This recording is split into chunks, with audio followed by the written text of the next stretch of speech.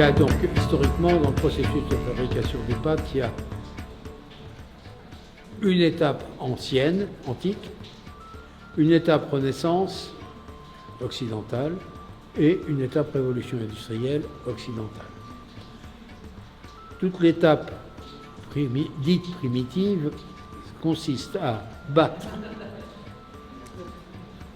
des fibres d'origine textile usées qu'on recycle avec un marteau ou un outil mécanique quelconque, une roue et un pilon, un truc comme ça, battre en masse, humide, pour disperser ces fibres. Quand on part de fibres textiles d'origine usées, de recyclées, c'est très solide. Ça, c'est pas faisable de façon, même quand elles sont très usées, c'est pas faisable de façon, comment dire, rentable, sans y passer des siècles, enfin des siècles, des heures et des heures et des heures. Donc, on a une fermentation préalable, textile comme ça, un bout de textile comme ça. Ça, c'est un bout de lin, un vieux drap de lin. On entend bien ce qui se passe là. Et le voilà le même, fermenté. Là, évidemment, ça se... Voilà, c'est ça. Donc, c'est ça qui a servi, tant qu'on a utilisé des chiffons comme ça, c'est ce processus-là qui a été suivi, et avec un battage. En Extrême-Orient, on a très vite abandonné ça, très vite. On a fini par abandonner ça parce que ce n'était pas satisfaisant au niveau du résultat. Parce que c'est toujours pareil, hein, le papier, on ne le fabrique que parce que quelqu'un vous le demande. C'est pas vous, papetier, qui décidez de ce que c'est que le papier. C'est pas vrai. Nous, on ne sait pas ce que c'est que le papier. Celui qui sait ce que c'est que le papier, c'est celui qui peint, qui écrit, qui dessine, qui imprime, qui fait des cocottes, qui fait des origamis, qui fait des avions en papier. C'est celui qui utilise. C'est lui qui détermine ce que c'est qu'un papier. Alors, l'esthétique, et là ça revient sur la table, en Extrême-Orient, Chine, Japon, Corée, du support idéal, c'est la soie. La soie qui est la soie du calligraphe, la soie du peintre, des choses comme ça. Et ils n'ont eu de cesse que leur papier ressemble à de la soie. Or, avec ce genre de fibre, c'est impossible. On arrive à faire des papiers légers, mais on n'arrive pas à ça. Et on y arrive en prenant des fibres natives dans certaines plantes, le bambou, pas le bambou, mais on peut l'utiliser en prenant le mûrier à papier, le Bossonetia, en prenant le santal vert, en prenant ce que les Japonais appellent le lampi, le mitsumata, qui sont des libères d'une écorce, l'intérieur d'une écorce. C'est la même chose que le lin de chanvre, sauf que là, c'est une fibre native qui ne sera ni filée ni tissée parce qu'elle est trop petite et qu'elle se sépare trop facilement. Alors que dans le lin et dans le chanvre, il y a une forte solidarité entre les fibres qui permet de les filer et de faire du tissu. Avec les fibres que je viens de citer, on ne peut pas faire de tissu, c'est intissable. Et donc, ce processus de fermentation a été conservé aussi pour certaines, par exemple le bambou ou les pailles ou des choses comme ça, parce que c'est la seule façon de décomposer, de séparer les fibres. Mais ils ont évolué, ils ont abandonné beaucoup le textile. En Chine, on trouve de tout. Mais comme la Chine est immense, ça n'a rien d'étonnant. On peut aller trouver du bambou, un bout, si j'ose dire, et puis des fibres, des pailles de riz, des pailles de blé, tout ce qui est utilisable. Mais pratique, ils ont sûrement utilisé le textile encore longtemps, mais pour des choses qui étaient moins précieuses, disons. Bon, on va faire ça comme ça. Bon, ça, tout ce système de battage de pâte a perduré. Quand les populations des terres d'islam, qui au départ étaient des Arabes, ont pris les techniques de papier aux Chinois, à ce moment-là, ils faisaient encore des déchets textiles. Donc ils ont fait ça avec du lin du chanvre, et ils ont continué. Ça a fait le tour de la Méditerranée, ça a remplacé le papyrus d'ailleurs à ce moment-là. Alors ça, c'est une petite parenthèse, mais il faut bien penser que le papier ne se développe que dans les civilisations où il répond à un besoin. Et le besoin, c'est toujours le même, c'est la paperasse. Hein, c'est la paperasse, c'est les transactions commerciales, c'est les impôts. Comme les civilisations organisées sont en général en même temps une administration et une religion, ça cohabite, donc il y a les textes religieux qui sont aussi des textes de loi. Bon, c'est typique dans l'islam, bon ça c'est une chose, mais en Chine, ça a fonctionné aussi un peu comme ça. Là, bon. Et donc, c'est pour ça que le papier se développe, c'est parce qu'on en a besoin. Au moment de la Renaissance italienne, la religion principale, c'était le commerce. C'est ça le capitalisme. Hein. Je dis ça en rigolant, mais c'est ça qui a boosté le développement du papier en Occident. Alors à ce moment-là, on a commencé à trouver un moyen de fabriquer plus de pâte, plus possible. Et on est passé à ce type de machine où on n'a pas un maillet qui bat sur un tas plastique de chiffon. Plastique, je dis donc à 70% d'eau, 30% de concentration, où la fibre ne circule pas, où on tape dessus comme ça, bien. Pour séparer les fibres, on les sépare. C'est ça qui permet de créer la condition de réunion postérieure. Il faut défaire pour refaire. Hein, ça me fait penser à Lampedusa, ça. Oui, mais il faut, le papier, c'est ça. Hein. Bon, sépare pour réunir. Plus on sépare, meilleure sera la réunion. Évidemment, plus vous avez de possibilités de contact, plus vous aurez de tenue. Et donc, plus vous avez multiplié ces possibilités en séparant ces fibres qui étaient liées entre elles, qu'ils sont toujours naturellement, plus vous retrouvez de possibilités de liaison. Parce qu'elles détestent être toutes seules, les fibres. Hein. Leur fonction, c'est d'être liées. Voilà. Et l'eau s'installe à la base de cette liaison, c'est pour ça qu'on fait ça dans l'eau. Donc là, ils ont trouvé un système qui permet de battre dans un truc qui circule, donc la pâte circule entre les maillets, et avec l'alternance, hein, alternance du mouvement et mouvement comme ça crée une circulation, et le maillet permet de faire la pâte. C'est ça qui m'a appris mon métier.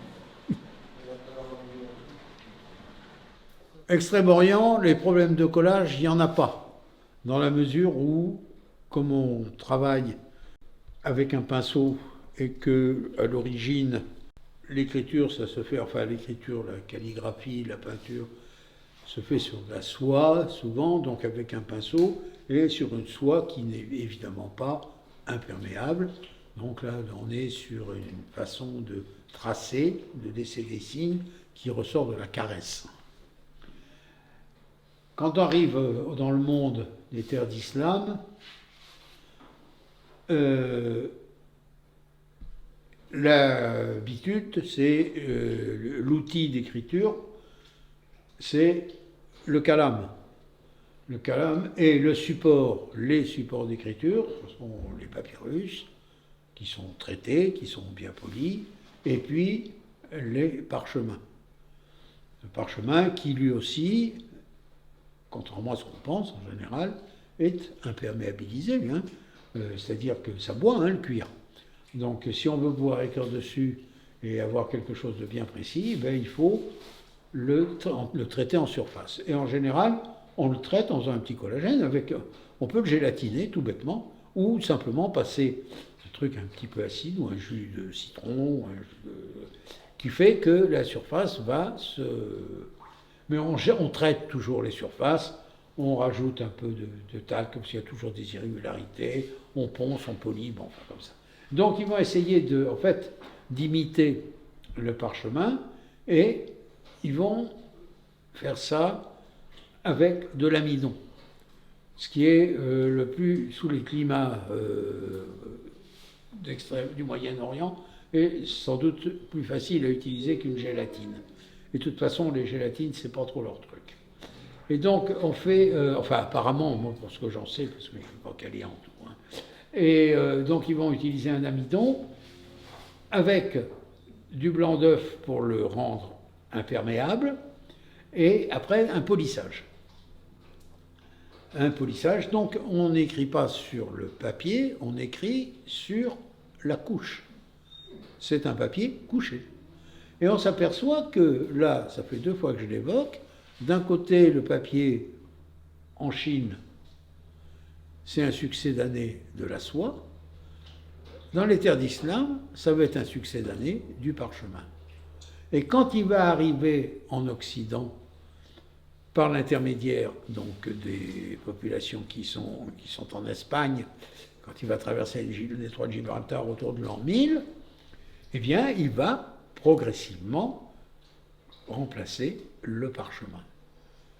Et là, on le parchemine. Pendant des années, les visiteurs arrivant ici disaient « Ah, c'est ici que vous fabriquez du vieux parchemin ». Ça dit bien l'image qu'ils pouvaient avoir. Je me suis dit, mais ils sont... Enfin bon, ils ne connaissent rien, ils ne savent pas, ils savent un truc comme ça.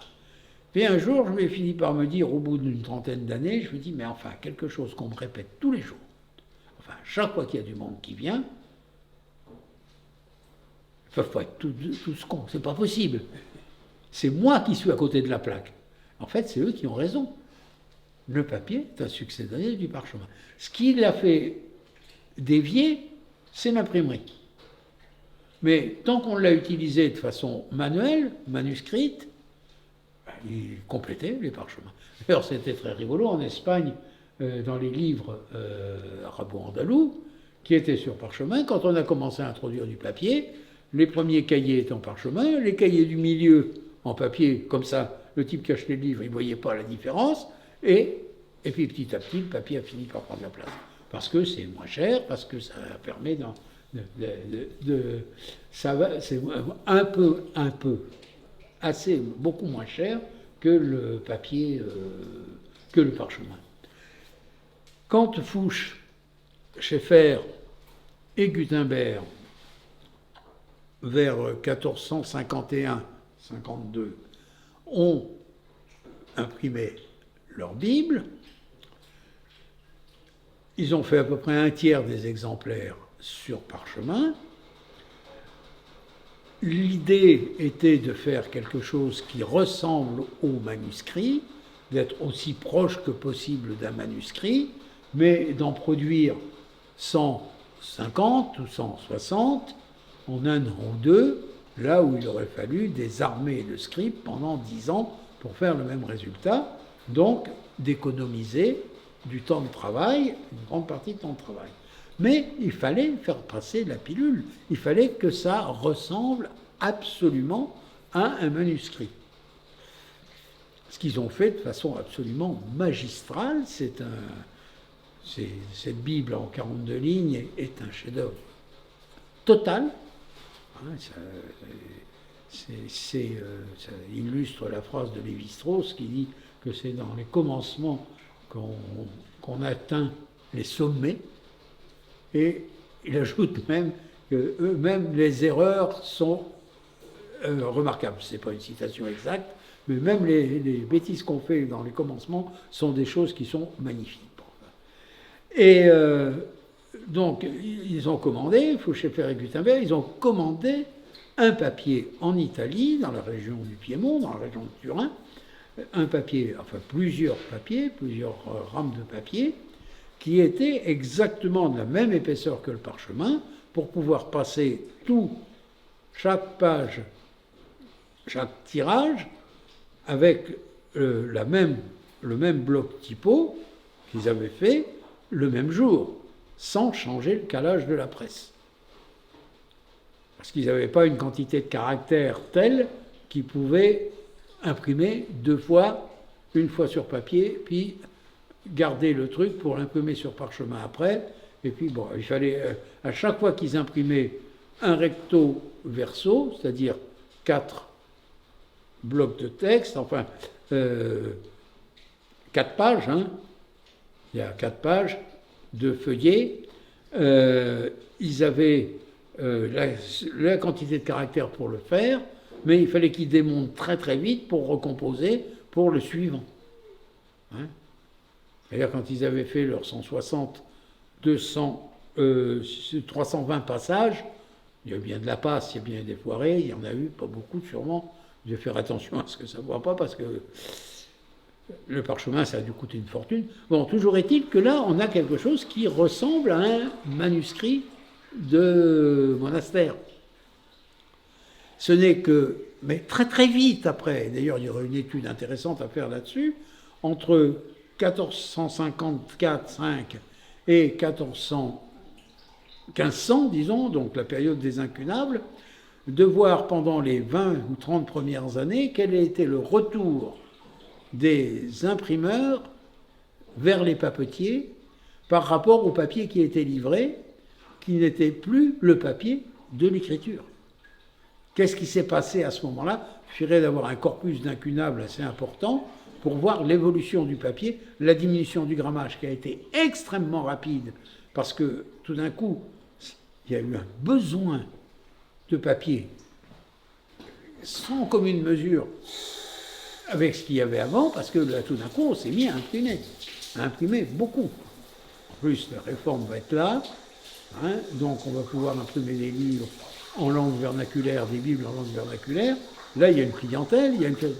Donc tout d'un coup, les papiers vont diminuer de poids, diminuer de poids, diminuer de poids, et on va passer de 180 à 200 grammes, qui ne se retrouvera jamais dans l'imprimerie, enfin avant le monde moderne, à 65, 70 grammes, 72 grammes, moyenne 73 grammes.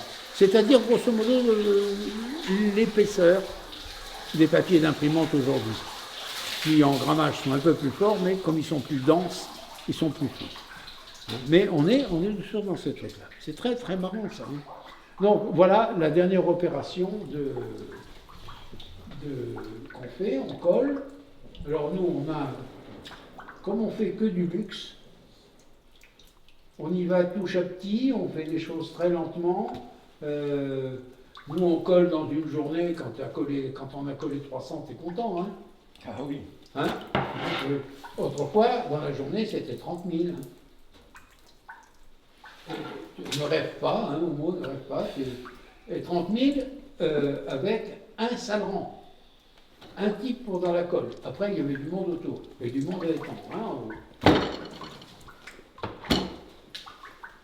Mais nous, on n'a pas de chute. Enfin, il y en a toujours un peu, mais pas beaucoup. Bon, puis comme on n'en fait pas énormément, on ne s'inquiète pas beaucoup. On ne récupère pas la colle qui va partir à la presse.